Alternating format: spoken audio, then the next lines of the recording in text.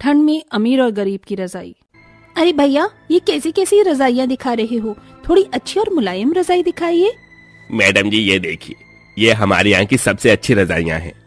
हाँ, ये वाली काफी अच्छी है। एक काम करो, ये 5 रजाइयाँ दे दीजिए।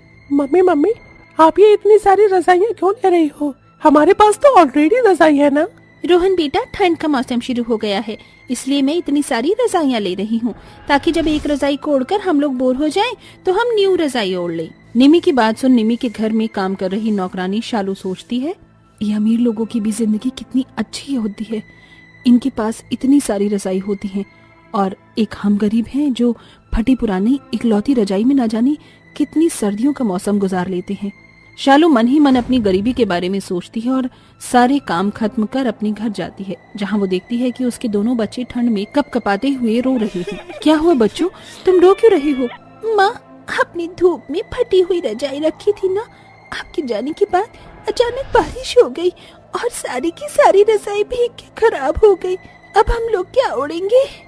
हे भगवान, ये तो सारी अत्याचार हम गरीबों पर ही क्यों करती हो?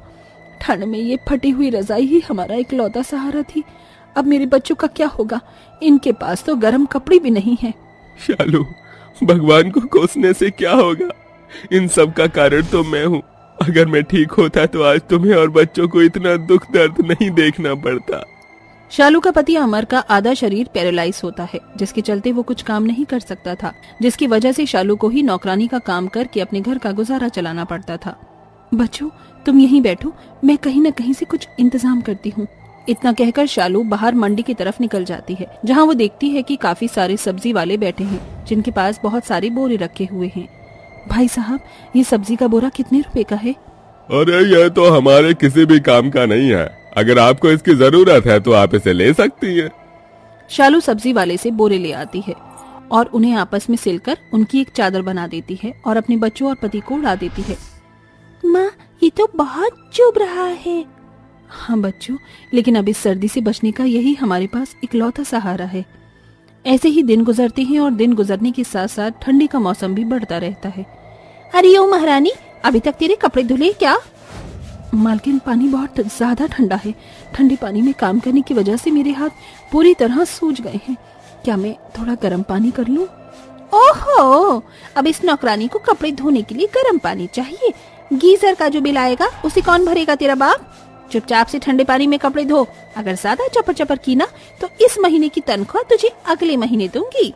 अपनी मालकिन की बात सुन शालू डर जाती है और बेचारी शालू को अपने सूजे हुए हाथों के साथ ही ठंडे पानी में काम करना पड़ता है। जिसके बाद शालू जैसे ही अपने घर पहुंचती है तो देखती है कि उसके पति अमर की हालत बहुत ज्यादा खराब है। हे भगवान, अब मैं क्या करूं? इनका बदन तो बिल्कुल आग की तरह तप रहा है। इन्हें मैं अकेले छोड़कर कैसे जाऊंगी? और अगर काम पर नहीं गई तो मालकिन मेरी 2 दिन की तनख्वाह काट लेंगी। माँ, आप फिक्र मत करो, आपकी जगह मैं काम पर चली जाऊंगी। लेकिन बेटा, तू अभी बहुत छोटी है, तो काम कैसे करेगी? कोई बात नहीं माँ, मैं सब कर लूंगी। आपको देख देख कर मैं सब सीख गई हूँ। जिसके बाद अगले दिन कोमल अपनी माँ की जगह काम पर जाती है। एक इन नौकरों के बहाने खत्म नहीं होते हैं। तुझे पता है ना घर के क्या क्या काम होते हैं? अगर कोई भी चीज टूटी फूटी तो मुझसे बुरा कोई नहीं होगा।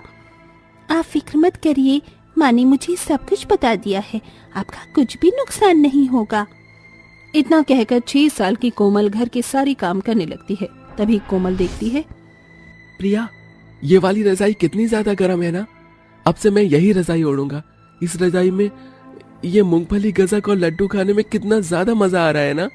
हाँ भैया, और आपको पता है इस बार मम्मी मुझे क्रिसमस पर नए कपड़े भी दिलवाएंगी। अपनी उम्र के रोहन और प्रिया को देखकर कोमल का भी मन गजक, मूंगफली और लड्डू खाने का मन करता है और वो रोहन प्रिया के पास जाती है। सुनो, मुझे भी मूंगफली और लड्डू खाने को दो ना, मैंने सुबह से कुछ भी नहीं खाया है। छी, तुम कितनी गंदी हो, दूर जाओ। और तुम्हारी हिम्मत कैसी हुई हमारी रजाई को छूने की? क्या हुआ रोहन बेटा?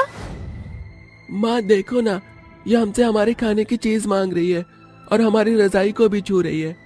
तेरी इतनी हिम्मत कि तूने मेरे बच्चों की रजाई को छुआ? चल भाग यहाँ से, आई बड़ी मेरे बच्चों का खाने वाली। निमी और उसके बच्चों की बात सुनकर कोमल रोती हुई वहाँ से चली जाती है और घर आकर सारी बातें अपनी माँ को बताती है। माँ मुझे भी नए कपड़े चाहिए और रजाई भी, ये बोरा बहुत चुभता है। बच्चों मैं तुम्हारी हालत समझ सकती हूँ बच्चों, लेकिन तुम्हारी माँ के पास इतने पैसे नहीं है कि वो तुम्हें क्रिसमस पर नए कपड़े दिला सके। अपनी माँ को माफ कर देना मेरे बच्चों। इतना कहकर शालू अपने दोनों बच्चों को गले से लगा लेती है। बढ़ती ठंड की वजह से निम्मी और उसके बच्चों की तबीयत बहुत ज्यादा ही खराब हो जाती है, जिसके चलते वो सभी लोग बिस्तर पर पड़ जाते हैं। अच्छा अच्छू अच्छू। मालकिन आप सभी लोग तो बहुत बीमार पड़ गए हैं। हमारे गांव में जब भी कोई बीमार पड़ता था तो हम उसे काढ़ा बनाकर पिलाते थे। मैं आप लोगों के लिए वो काढ़ा बनाकर लाती हूँ, उसे पीकर आप लोग जल्द से जल्द ठीक हो जाओगे। डॉक्टर की दी हुई महंगी दवाइयाँ से तो हम ठीक नहीं हुए और तुझ गवार गरीब की दिए हुए काढ़े से हम लोग ठीक हो जाएंगे। मालकिन एक बार आप काढ़ा पीकर तो देखिए, देखना आप लोग 2 दिनों के अंदर ही बिल्कुल ठीक हो जाओगे। शालू देसी तरीके से काढ़ा बनाती है और अपनी मालकिन और उसके बच्चों को पिलाती है, और जब तक वो सब ठीक नहीं हो जाते उनकी दिन रात सेवा करती है। मैंने शालू के साथ कितना गलत बर्ताव किया, लेकिन इसके बावजूद भी आज वो मेरा और मेरे बच्चों का कितना ख्याल रख रही है। हम लोग दिन भर हीटर के सामने गर्म कपड़े पहने और रजाई के अंदर बैठे रहते हैं, तब भी हम लोग बीमार पड़ गए। और बेचारी शालू के शरीर पर तो एक भी गर्म कपड़ा नहीं है। मुझे तो अपने किए पर पछतावा हो रहा है। वैसे ये शालू गई कहाँ? आज तो उसकी सैलरी देनी थी और आज ही ये जल्दी घर चली गई। कल क्रिसमस है, एक काम करती हूँ, शालू और उसके बच्चों के लिए कुछ सामान ले लेती हूँ और उसकी सैलरी देने उसके घर चली जाती हूँ। वो और उसका परिवार वाले खुश हो जाएंगे। निम्मी शालू और उसके बच्चों के लिए काफी सारा सामान लेती है और उसके घर पहुंच जाती है। लेकिन निम्मी जैसे ही शालू के घर जाती है तो देखती है कि उसका पति पैरालाइज की हालत पर ठंड में कपकपा रहा है। शालू के दोनों बच्चे बोरा ओढ़े एक कोने में बैठे हैं और बेचारी शालू खांसते हुए चूल्हे पर खाना बना रही है। शालू, मालकिन आप यहाँ क्या कर रही हैं?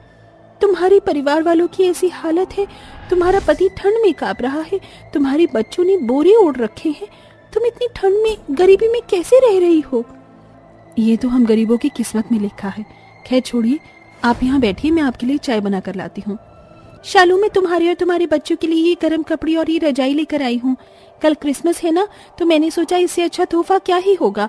और ये लो तुम्हारी तनख्वाह। शालू, मैंने तुम्हारे साथ आज तक जैसा भी बर्ताव किया उसके लिए मुझे माफ कर देना। मुझे अपनी गलती का एहसास हो गया है। आप मुझसे माफी मत मांगिए। आप कहाँ और मैं कहाँ, आपने हम गरीबों के लिए इतनी दरियादिली रखी, यही हम गरीबों के लिए काफी है। आपके एहसान को मैं कभी नहीं भूल पाऊंगी।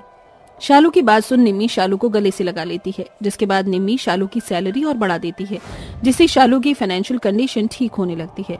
वहीं अब शालू और उसका परिवार सर्दी के मौसम में गर्म कपड़े पहनता है और अच्छी रजाई ओढ़ते हैं। गरीब दर्जी सास ने सिला 5 बहू का कंबल। हट यहाँ से, मैं यहाँ बैठूंगी। नहीं, यहाँ मैं बैठूंगी। तू कब से चूल्हे के पास बैठी हुई है, अब मेरी बारी है। ओहो, महारानी सुबह से आराम कर रही हैं और ठंडे पानी में काम मैं कर रही हूँ, फिर भी चूल्हे के पास इन्हें बैठना है। तो मैं इंसान नहीं हूँ क्या? मुझे ठंड नहीं लगती? अपनी दोनों बहू अंकिता और वैशाली की लड़ने की आवाज सुन करुणा देवी और उसकी बाकी की तीनों बहुएं वहां आ जाती हैं। क्या हुआ तुम दोनों को, क्यों लड़ रही हो? माँ जी देखिए ना, सुबह से ठंडे पानी में काम मैं कर रही हूँ और चूल्हे के पास इसे बैठकर हाथ पैर सेकने हैं। माँ जी, आप तो जानते हो ना कि मुझसे ठंड बर्दाश्त नहीं होती, तो चूल्हे की सबसे ज्यादा जरूरत किसे है, इसे या मुझे? ठंड शुरू ही नहीं कि तुम दोनों का लड़ना शुरू हो गया। इस चूल्हे के पास कोई भी नहीं बैठेगा। जाकर अपने अपने काम करो, वरना तुम सबको अक्ल ठिकाने लगा दूंगी। अपनी सास की बात सुन बहुएं चुपचाप से वहां से चली जाती हैं और अपने अपने कामों में लग जाती हैं। दिसंबर का महीना शुरू हो चुका था और इसी के साथ शुरू हो चुकी थी कड़ाके की सर्दी। चारों तरफ सर्दी का माहौल और ठंडी ठंडी हवाएं होती हैं। करुणा देवी अपनी 5 बहू के साथ एक छोटे से घर में रहती है। करुणा देवी दर्जी का काम करती थी, जो लोगों के थोड़े बहुत कपड़े सिलकर अपने घर का खर्च चलाती थी। वहीं करुणा देवी के 5 बेटे अक्सर काम के सिलसिले में बाहर रहा करते थे। अच्छा हुआ आप मुझे घर पर ही मिल गई। सुबह से 2 चक्कर लगा चुकी हूँ आपके घर के, लेकिन आप हो कि हमेशा गायब रहती हो। अरे नहीं मुन्नी बेटा, वो सविता बहन जी के कुछ कपड़े सिले थे तो वही देने के लिए गई थी। तू बता, तेरा आना कैसे हुआ यहाँ? काकी ये देखिए ना, कल दोनों बच्चों ने खेल खेल में कंबल को बीच में से फाड़ दिया था। आप इसे जल्दी से सीकर दे दीजिए, वरना दोनों बिना कंबल के घर में उधम मचा देंगे। ठीक है, मैं अभी थोड़ी देर में कंबल सिलकर तेरे घर भिजवा देती हूँ। करुणा देवी अपनी छोटी सी सिलाई मशीन पर उसे फटे हुए कंबल को सिल ही रही होती है कि तभी उसे फिर से अपनी बहुओं की लड़ने की आवाज आती है, जिसे वो सुन भागी भागी अपनी बहुओं के पास जाती है और देखती है कि शॉल तो मैं ही ओढ़ूंगी। ऐसे किसी शॉल को ओढ़ने की बारी अब मेरी है। नहीं, इसे ओढ़ने की बारी मेरी है। मैं तुम सबकी जेठानी हूँ, ये शॉल तो मुझे ही मिलनी चाहिए। जेठानी हुई तो क्या हुआ, इसका मतलब ये थोड़ी ना कि सभी चीजों पर हक तुम्हारा होगा। ला, ये शॉल मुझे दे। पांचों बहुएं शॉल को अपनी अपनी तरफ खींचने लगती हैं, जिसके चलते खींचतानी में वो शॉल फट जाती है और पांचों बहुओं के हाथ में शॉल का एक एक टुकड़ा आता है, जिसे देख करुणा देवी आग बबूला होकर कहती है, करम चलियो, ये शॉल मुझे तुम्हारे ससुर जी ने दी थी। मेरे पास उनकी आखिरी निशानी रह गई थी, लेकिन तुम पांचों ने इस शॉल को फाड़ दिया। माँ जी, आप देखिए ना, बाहर कितनी तगड़ी सर्दी है, चारों तरफ ओस ही ओस है। ऐसे में हम पांचों बिना शॉल कंबल के कैसे रहेंगे। हाँ माँ जी, हम भी पांचों इस रोज रोज की लड़ाइयों से थक चुके हैं, लेकिन ठंड के कहर की वजह से हमें मजबूरन ठंड से बचने के लिए लड़ाई करनी पड़ती है। अपनी बहू की बात सुन करुणा देवी कुछ नहीं कहती और वहां से चली जाती है और अपनी पुराने संदूक को खोलकर उसमें से एक बहुत पुराना कंबल निकालती है। बहुओं, ओ बहुओं, इधर तो आना जरा। जी माँ जी, बोलिए। अब तुम पांचों को ठंड में ना ही तो शॉल के लिए लड़ना पड़ेगा, ना ही हाथ पैर सेकने के लिए। ये लो, तुम पांचों इस कंबल को ओढ़कर आराम से सोना।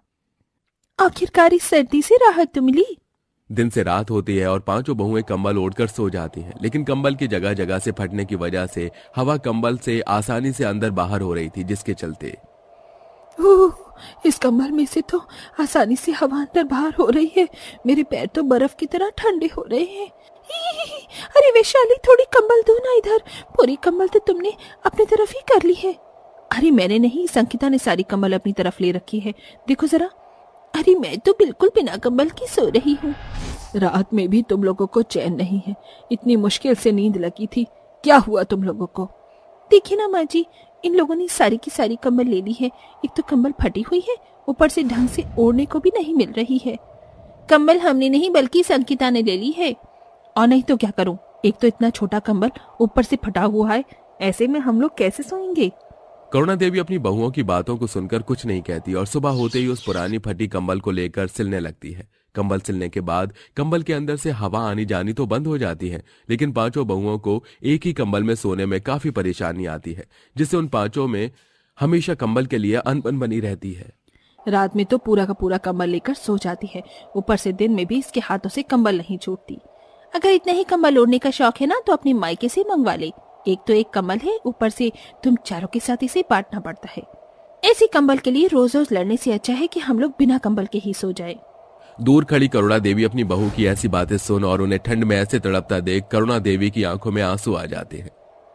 अब चाहे कुछ भी हो जाए, मैं अपनी बहुओं को उनके लिए अलग अलग कंबल दूंगी, ताकि जिससे मेरी पांचों बहुएं इस ठंड भरे मौसम में चैन की नींद सो सके और इस सर्दी से बच सके। इतना कहकर करुणा देवी अपनी सिलाई मशीन पर बैठ जाती है और दिन रात लोगों के कपड़े, कंबल, चादर सिलती रहती है। माँ जी, आप सुबह से सिलाई कर रही हैं, देखिए 4 बज चुके हैं और आपने अभी तक कुछ खाया भी नहीं है। ठंड में इतनी देर बैठकर काम करेंगी तो आपकी कमर में दर्द शुरू हो जाएगा। नहीं बहू, मुझे कुछ नहीं होगा। जाओ, तुम लोग आराम कर लो। सुबह से ठंडे पानी में काम करके थक गई होंगी ना, तुम्हें ठंड भी लग रही होगी। अपनी सास को दिन रात ठंड में कप कपाते हुए सिलाई करता देख पांचों बहुओं को कुछ समझ नहीं आता। इसी के साथ अपनी सास की ऐसी हालत देख पांचों बहुओं को काफी बुरा भी लगता है, लेकिन वो कुछ नहीं कर पाती। ऐसे ही समय गुजरता है और एक दिन सुबह सुबह माँ जी कहाँ चली गई? 11 बज गए हैं, अभी तक माँ जी आई ही नहीं। हमारी रोज रोज की खिटपिट और लड़ाई की वजह से माँ जी परेशान होकर घर छोड़कर तो नहीं चली गई। ऐसा नहीं हो सकता, माँ जी हमें ऐसे छोड़कर नहीं जा सकती। लगता है वो कहीं बाहर गई होंगी, अभी आती ही होंगी। सुबह से शाम हो जाती है, लेकिन करुणा देवी अभी तक घर नहीं आती, जिसके चलते पांचों बहुएं अपनी सास की फिक्र में डूबी रहती हैं। मुझे तो माँ जी की फिक्र हो रही है। एक तो सर्दी का मौसम है, अंधेरा भी जल्दी से हो जाता है, ऊपर से ये सर्दी। माँ जी के पास तो कोई गर्म कपड़े भी नहीं है। माँ जी हमें सच में छोड़कर चली गई। हम लोग पागलों की तरह रोज कंबल के लिए लड़ते थे, इसलिए माँ जी हमसे परेशान होकर चली गई। मैं अपनी बहुओं को छोड़कर कहाँ जाऊंगी? माँ जी आप कहाँ थी? आप हमें ऐसे बिना बताए कहाँ चली गई थी? मैं तुम पांचों के लिए कुछ लाने के लिए गई थी। ये देखो। इसमें क्या है माँ जी? खुद ही खोल कर देख लो, पता चल जाएगा। करुणा देवी की पांचों बहुएं जैसे ही उसके लाए हुए थैलों को खोलकर देखती हैं तो देखती ही हैरान रह जाती हैं। इसमें इसके अंदर तो कंबल है, वो भी एक नहीं 5-5। हाँ बहू, इस सर्दी के मौसम में मैं रोज रोज तुम पांचों को ठंड में तड़पता देखती थी। तुम पांचों को ऐसे देख मेरा कलीजा मानो फट जाता था, इसलिए मैंने तुम पांचों के लिए ये कंबल खरीदा। इसका मतलब आप जो दिन रात ठंड में बैठकर कपड़े सिला करती थी वो सब हमारे कंबलों के लिए था। माँ जी हमें माफ कर दीजिए, हम लोगों की वजह से आपको ठंड में दिन रात मेहनत करनी पड़ी। हमें माफ कर दीजिए, हम तो भूल ही गए थे कि आपको भी हमारी तरह सर्दी लगती होगी। इस सब के बावजूद भी आपने हम सबके लिए मेहनत की। अपनी पांचों बहुओं की आंखों में आंसू देख करुणा देवी कहती है, ऐसे रो मत, ये सब मैंने तुम्हारे लिए ही तो किया है। अब देखो, अब तुम सबको बिल्कुल भी ठंड नहीं लगेगी और तुम सब आराम से सर्दी के मौसम में रहोगे। पांचों बहुएं अपनी सास के गले लग जाती हैं, जिसके बाद अब पांचों बहुएं अपनी अपनी कंबल में आराम से सर्दी के मौसम में सोती हैं और पांचों बहुओं के बीच का मनमुटाव भी खत्म हो जाता है।